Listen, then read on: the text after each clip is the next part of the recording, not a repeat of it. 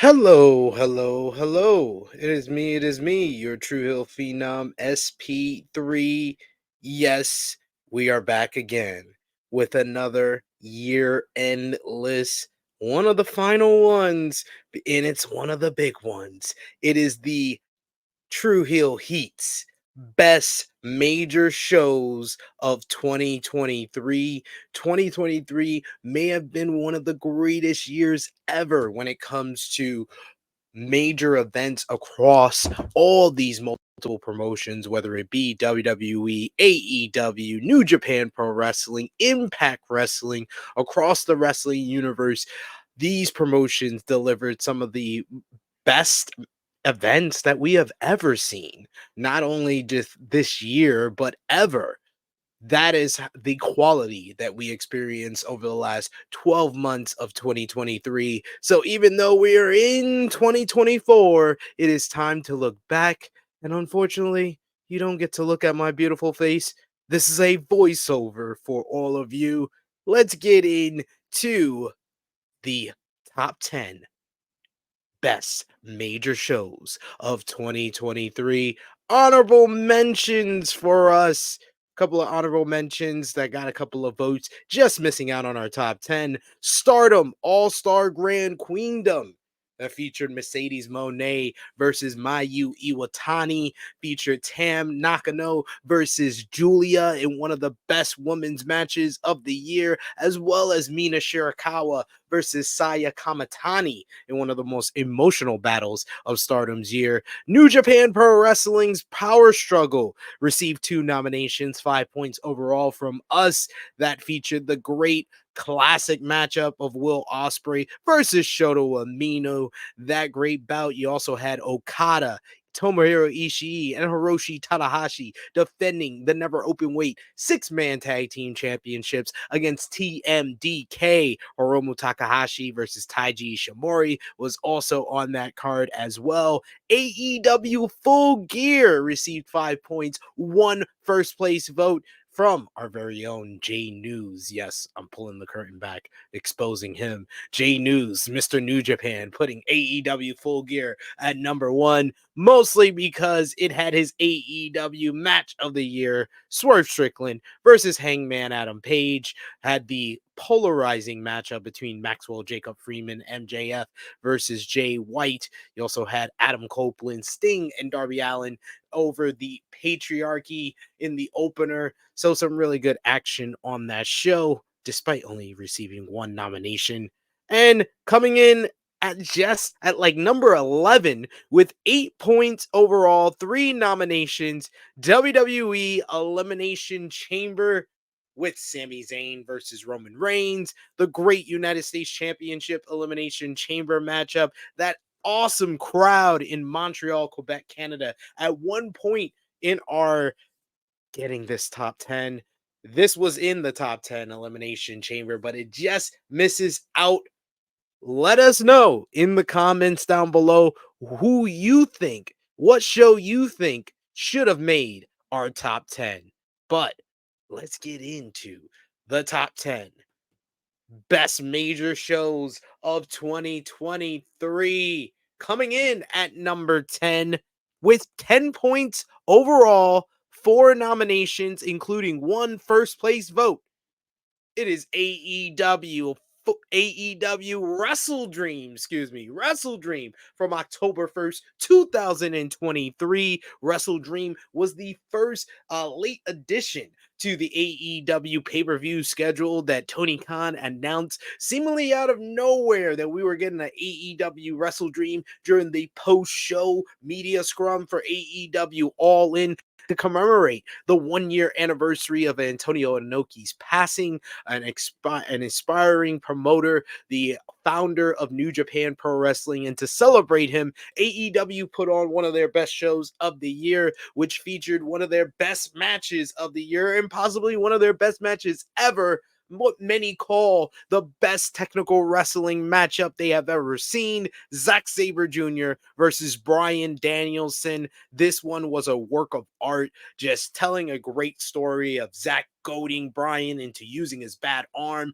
focusing his attack on the bad arm of Bryan, and Bryan being able to react and adapt, beating Zack Sabre Jr. with a strike, leaving the door open for a rematch because he didn't use a technical wrestling move. And Nigel McGuinness and John Moxley, an amazing job on commentary during that one. This also was the breakout party of Swerve Strickland in his hometown of Seattle, Washington, picking up the biggest win of his AEW career against former AEW World Champion Hangman Adam Page in a terrific encounter. And finally, you had the main event of Christian Cage defeating Darby Allin thanks to an assist from who would become his new son, Nick Wayne, turning his back on Darby Allin, helping Christian Cage retain the TNT championship, and an insane best 2 out of 3 falls matchup. I thought it was falls count anywhere with the bump of the year that Darby took with a body slam off an apron onto steel steps. He took an unprettier a kill switch on the wooden planks. Oh my God, a violent matchup ending with Nick Wayne helping Christian Cage. But when it looked like the patriarchy was going to concerto Sting to end the night, it was Adam Copeland who made his debut. The former Edge, the rated R superstar, Adam Copeland, making the save for Sting and Darby Allin, debuting in AEW, and hot ending to an amazing show, deserving of being at number 10 on our list. Next up, coming in at number 9. At number 9, with 11 points overall, 5 nominations, we have AEW All Out from September 3rd, 2023. AEW All Out had a lot of controversy heading in with only a 1 week build from All In the week prior, as well as CM Punk having his contract terminating from AEW, being fired from the company in his hometown of Chicago 1 day prior to the pay-per-view. And the AEW roster made a statement, and on the back of an impromptu strap match between Bryan Danielson making his return from injury after Forbidden Door, kind of stepping in the place of CM Punk to verse Ricky Starks in a amazing, fantastic 5-star rated strap match. One of the most violent matches I've ever been live for. Ricky Starks and Bryan Danielson with some violent brutality in front of everyone's eyes, bloody, and of course the epic ending that felt like a Ricky Starks star-making performance. You also had another 5-star matchup on this night as Konosuke Takeshita picked up the biggest win of his career, defeating Kenny Omega in an epic encounter over 25 minutes of just nonstop, high impact, balls to the wall action with those two guys. And you had a surprise hit with Meat O-Mania, Miro versus Powerhouse Hobbs, where the Chicago crowd took over with a multitude of meat-tastic chants throughout this encounter.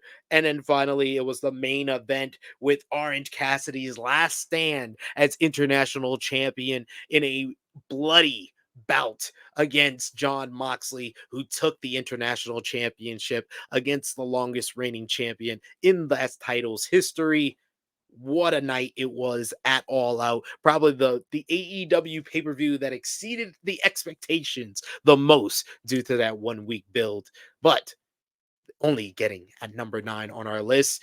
Coming in at number 8 on our list here with 16 points overall on 4 nominations, so one less than All Out, but some high votes overall.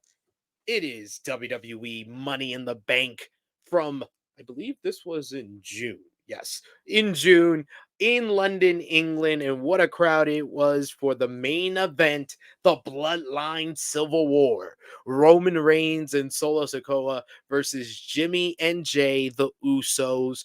A match chock full of drama, emotion, uh best facial expressions, the crowd having so much fun, and the moments. It's all about the moments, like Roman Reigns stacking Jimmy and Jay on top of each other in a callback to WrestleMania 37, and both men kicking out to the shock of Roman Reigns, and of course the ending, which saw Jey Uso defeat Roman Reigns, pinning Roman Reigns for the first time in 3 years. What a night it was! But it also was a great night because we had Miss Money in the Bank crown as Io Sky won arguably the best women's Money in the Bank match ever, in a great finish that saw her climb over Bailey and Becky Lynch after handcuffing them to each other.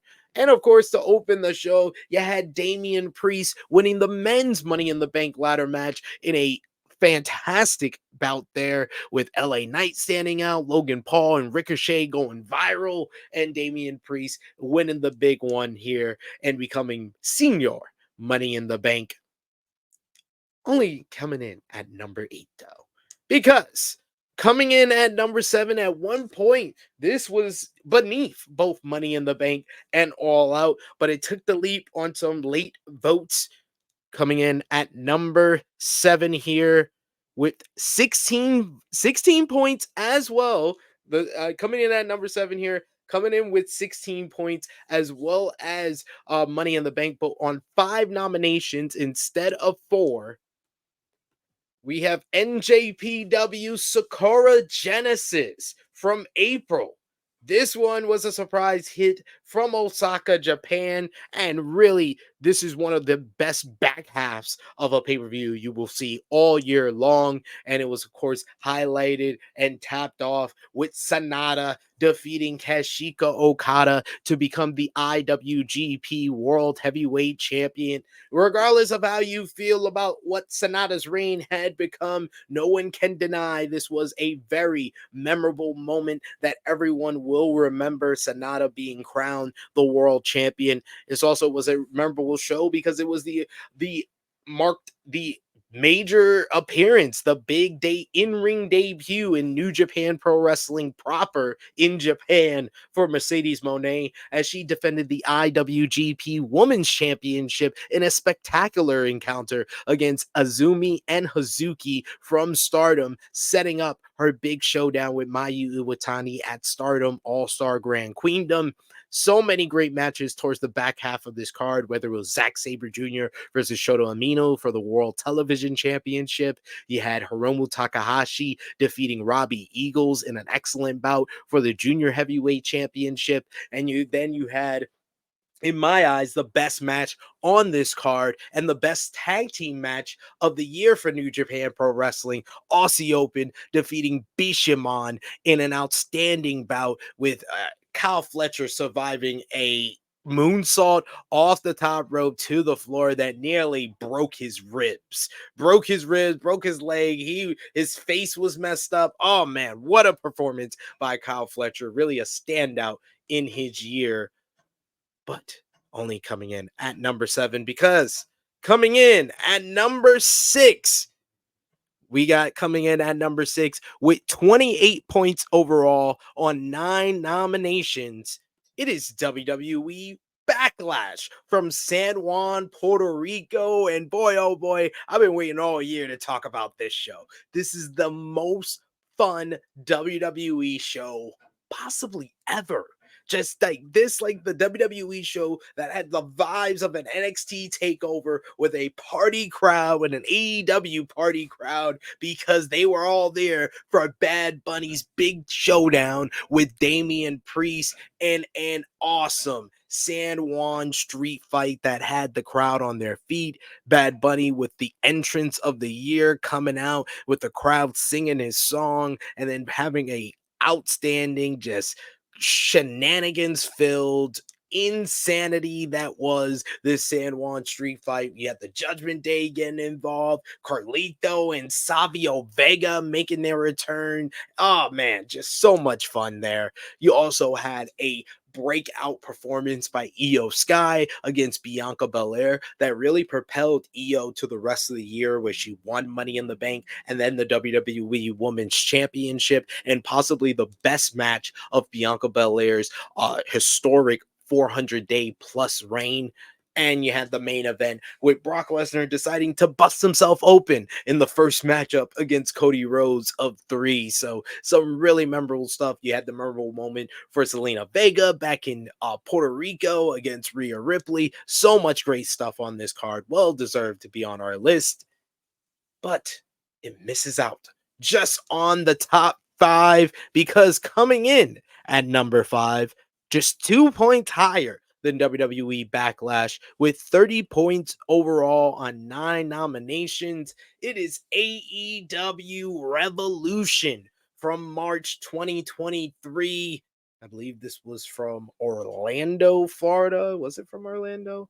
Y'all guys correct me. No, it was from San Francisco, California. I remember that because it was the home of the greatest Iron Man match in professional wrestling history, as MJF successfully defended the AEW World Championship against, in my eyes, the greatest professional wrestler ever, Bryan Danielson. 65 minutes of just pure perfection, pure greatness from these two men, telling a compelling, captivating story that just ebbed and flow, had twists and turns, and played to both men's character and the story they had going in superbly, right down to the finish, right down to the post match interviews these two men put on.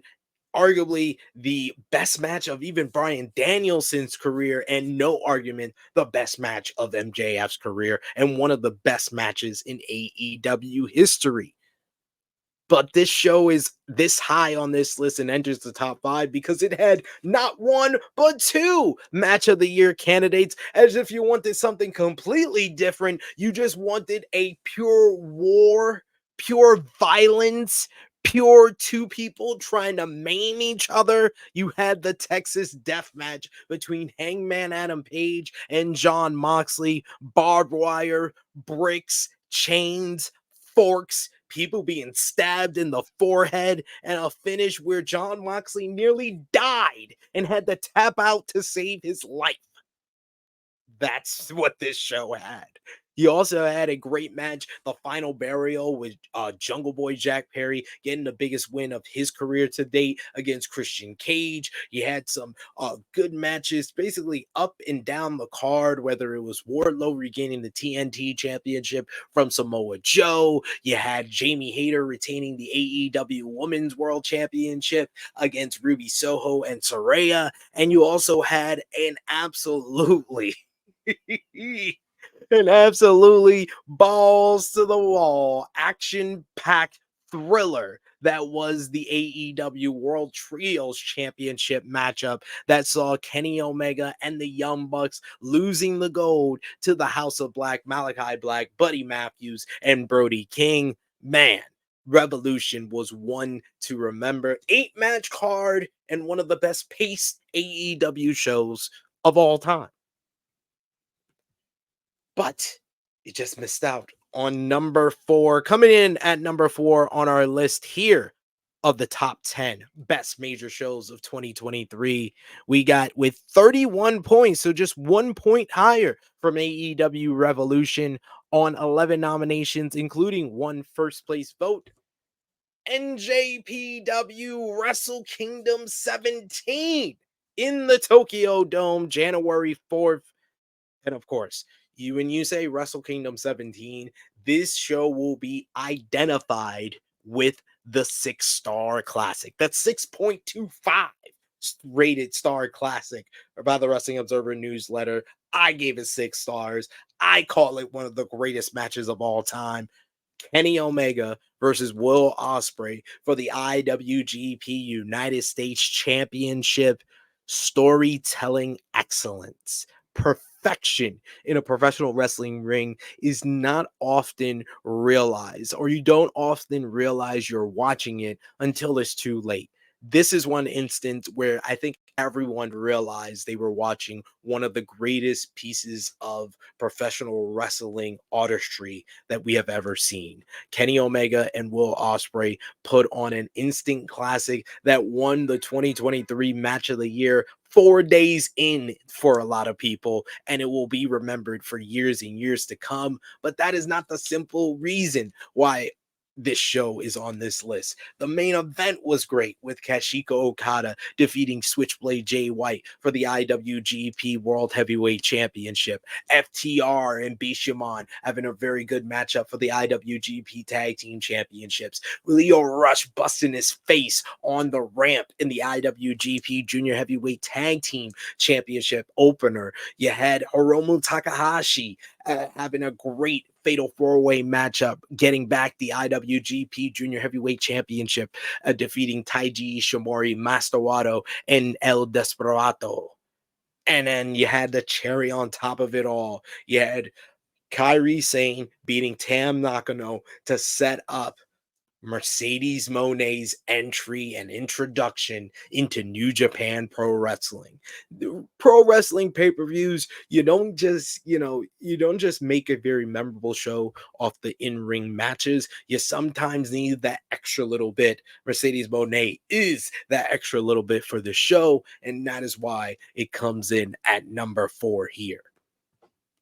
Coming in at number 3 on our list, 42 points overall. So a big jump from 31 points at number 4. Coming in at number 3 with 42 points on 11 nominations, 2 first place votes. It is AEW NJPW Forbidden Door 2023. Pretty much it was in this spot. It was 2 or 3 last year on 2022 for the inaugural edition of the pay-per-view, and the second edition comes in at number 3 this year. And I feel like I'm saying the same things again, and a lot of that comes down to having one of the best matches of the year, the sequel to the epic encounter at Wrestle Kingdom 17, Kenny Omega versus Will Ospreay 2 for the IWGP United States Championship. The Storm Driver, the kick out at 1 on the One Ring Angel. Ospreay playing a masterful heel, wiping his ass with the Canadian flag, the bloodshed, the sharpshooter, the crossface, the Don Callis with the screwdriver. This is considered one of the greatest AEW matches of all time, and you will hear no argument from me. I feel like this night would have been even better if Ryan Danielson didn't break his arm in the main event, which was a great matchup with Kashika Okada, despite Brian having only one arm and still tapping out the Rainmaker. And you also had what is probably the underrated gem of this show, a 10-man tag of just crazy interaction sequences, encounter one-on-one matches within this 10-man tag. You had Takeshita going at it with Ishii. You had Shoto Aminu going at it with Hangman, Moxley, and Kingston. The Bucks are in there. You had the BCC. This was nonstop fun. Man, Forbidden Door was one to remember. So much fun up and down the card. Willow Nightingale and Tony Storm. Man, just a great card. Go out of your way to rewatch it before you forget 2023. But coming in at number 2 on our list here, just edging out Forbidden Door with just 3 points more, 45 points overall, 10 nominations. So one less nomination than Forbidden Door, but one extra first place vote with 3 first place votes overall. It is WWE WrestleMania Goes Hollywood.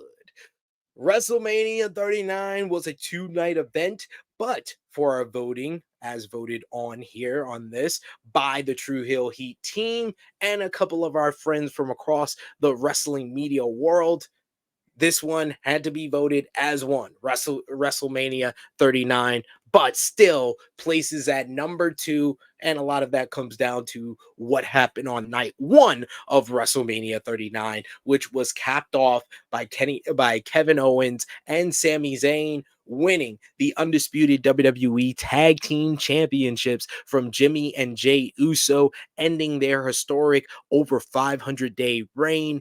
First time the WWE Tag Team Championships were defended in the main event of WrestleMania, and it was a five-star classic that everyone remembers. Just a enthralling story that capped off one of the greatest storylines in WWE history with the arc of Sami Zayn, the honorary Uso, inside of the bloodline and reuniting with his best friend to win championship gold in the main event of WrestleMania.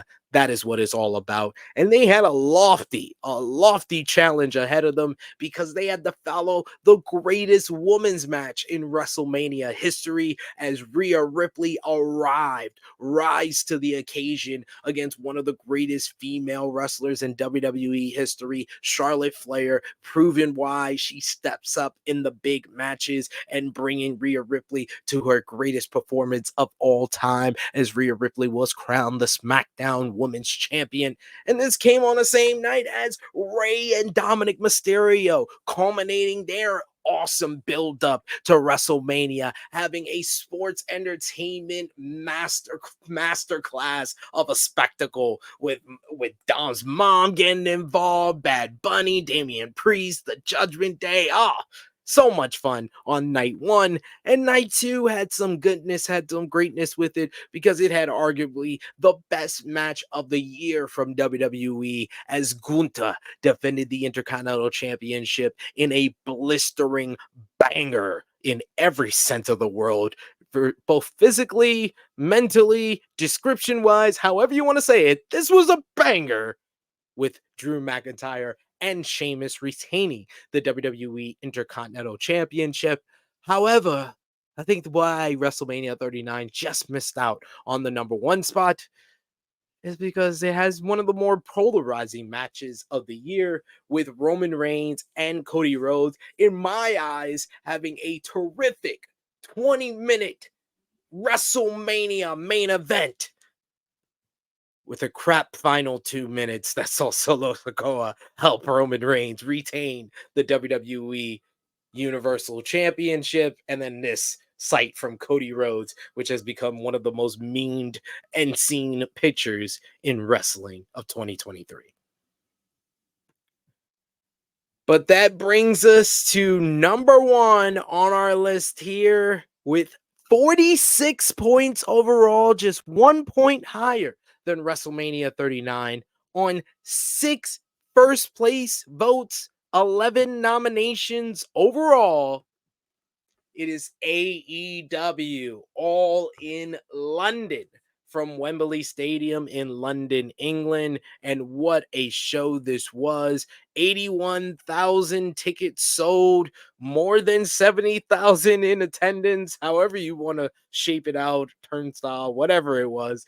It was one of the most significant and legendary events of all time. A secondary promotion, a non-WWE promotion, packing that many people into Wembley Stadium. It was going to be one to remember. And then the show delivered in a big way. The opener with CM Punk and Samoa Joe just having a big stadium main event style matchup in the first match of the damn show. And the fact that this follows CM Punk punching Jack Perry backstage and then coming out smiling and putting on a banger with Samoa Joe says how much of a professional this man is and why he got that big check from WWE. So I'm mad at you. I'm mad at you, CM Punk. And what many people will probably call this is the greatest 3.5-star matchup in history. Yes, Uncle Dave, your star ratings suck. That is why mine is better.